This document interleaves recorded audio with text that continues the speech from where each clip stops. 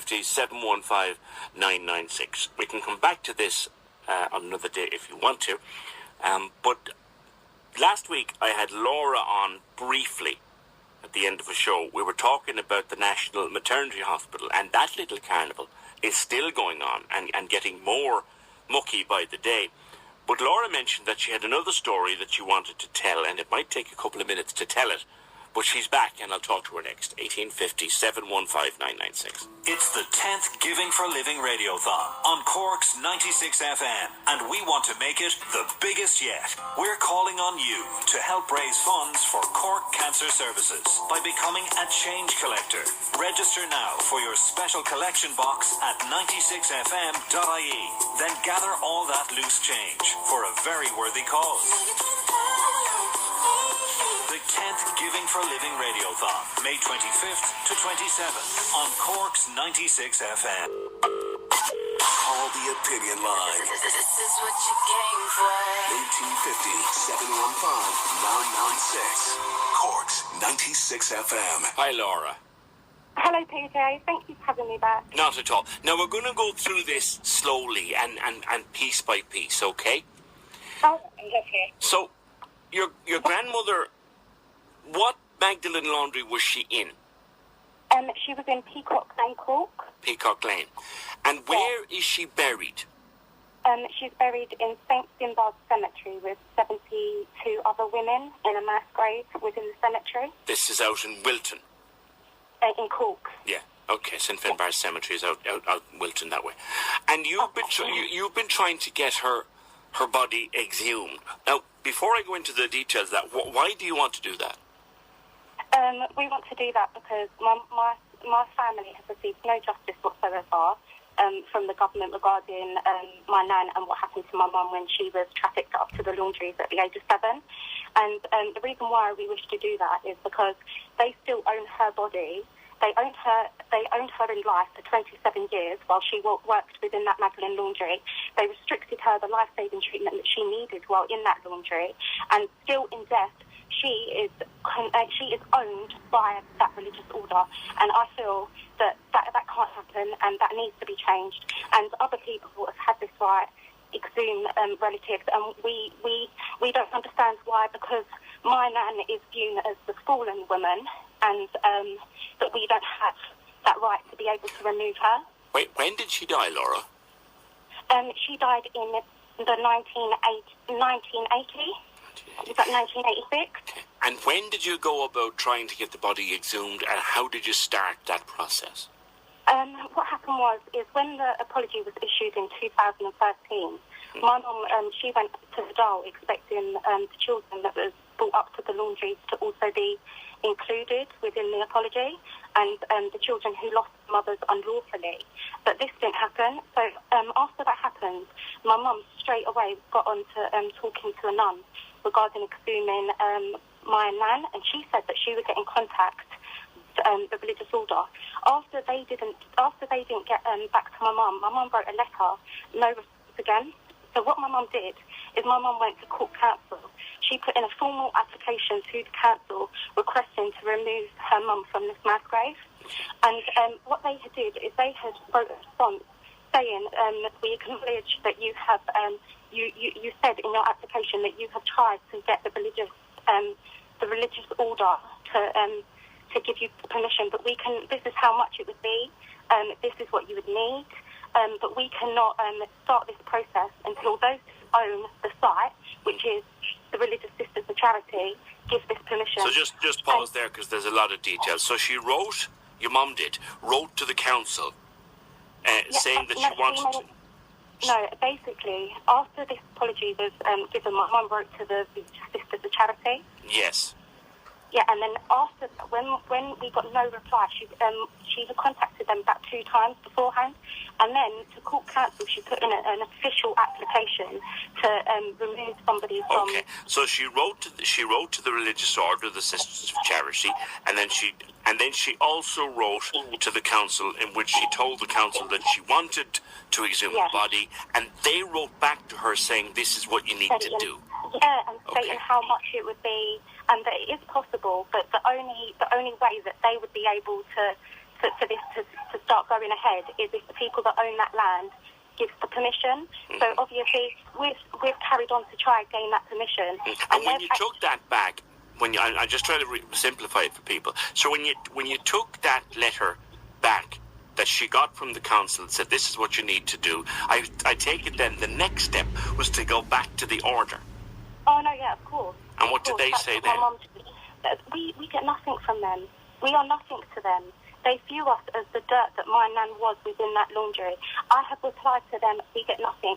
A journalist had wrote to them, and within a day they got a reply, and they had said that the only way that they would talk about this matter, because it's a private matter, they would only talk to family. Yes. Obviously, me being a relative of Angela, the daughter of my mum, I took this upon myself to write an email to them, regardless of the fact that I have written many emails beforehand, and I said to them everything, and now it has been over 2 months now, and I still haven't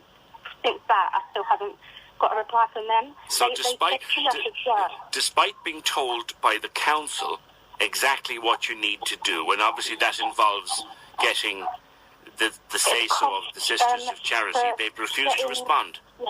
They carry on refusing to respond. They won't give us anything, nothing back. They won't, like, even when we try to get them involved with a remembrance service for the women, we asked them to donate flowers, and they ignored our request for this. My mum had went to Right Place and also got their support with writing the letter to the religious charity asking if they would support these 72 women within this mass grave as a remembrance service. They do not care about these women or the survivors, and they certainly will not give any response to people who they do not deem as worthy enough. They replied to the Justice Department only a while ago, and it's very upsetting to me because obviously I put forward that email after the journalist had, and we still hadn't got any reply. And so I made an email to the Justice Department, and they had said that they had got in contact with the Sisters of Charity, and obviously they had put back to the Justice Department. The Sisters of Charity had said that, oh yeah, we maybe could consider that. If they went to the council and put in an application, they're absolutely ridiculous. They obviously know we've already put in this application. My mum has this written proof that she has put in this application. So they're liars as well as disrespecting survivors and also their relatives. And it's not that they're just disrespecting survivors, they're also disrespecting these plots. Where is a day for these women at these sites that is run by these orders? They're still contributing to society in ways, but they've left this mess behind, but they're not even trying to clear it up, where they're like, do you know what, yes, we did do wrong, and we're going to start holding services to these women and remembering them in a way which is respecting the history that we created. And yes, it is a horrible history, but it is there and we need to do something about it. They don't care. They don't care at all.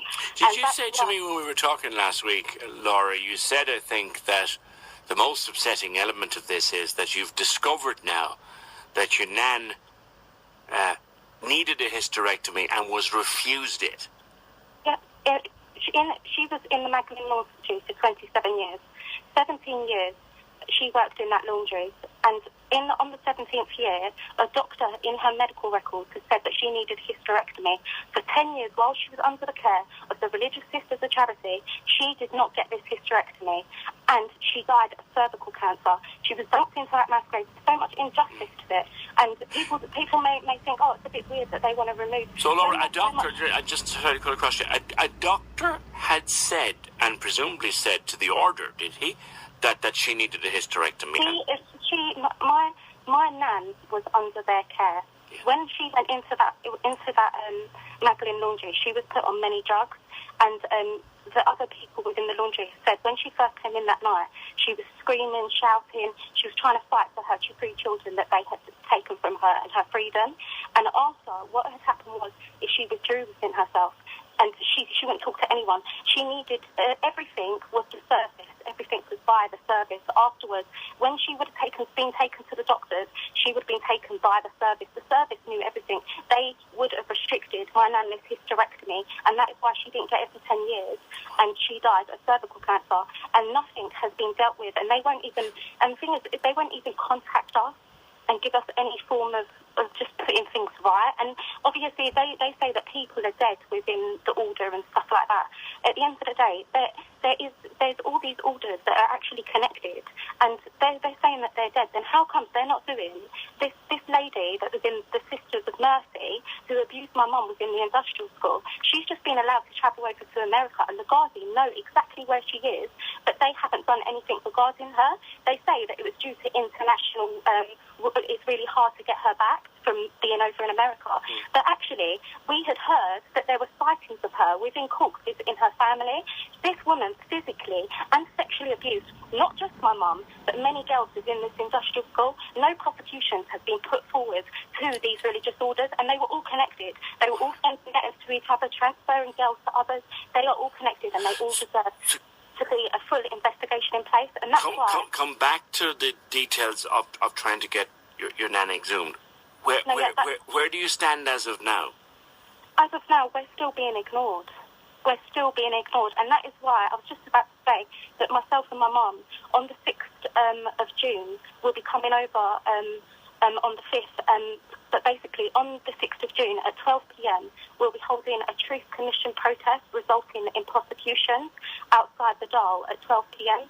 And we'll be standing there and we'll be demanding that the government take notice of every home that this religious order had a connection with, all the religious orders had a connection with, and actually give survivors the truth and justice that they deserve, resulting in prosecutions, because not just do they need to prosecute the people that had took these actions, they also need to prosecute the people within the system who have restricted people's justice, and they have purposely went out of their way to restrict the course of justice. Right. And then people also deserve prosecution. And so a full Truth Commission will be taking place on the 6th at 12 p.m. outside the Dàil. Right. And if anyone would like to attend, then we'd be very happy and grateful to see you there. Well, we'll try to catch up again around that time, Laura. Oh, lovely. Brilliant. All right. Take care of yourself now. Thanks for telling the story. Cheers. No.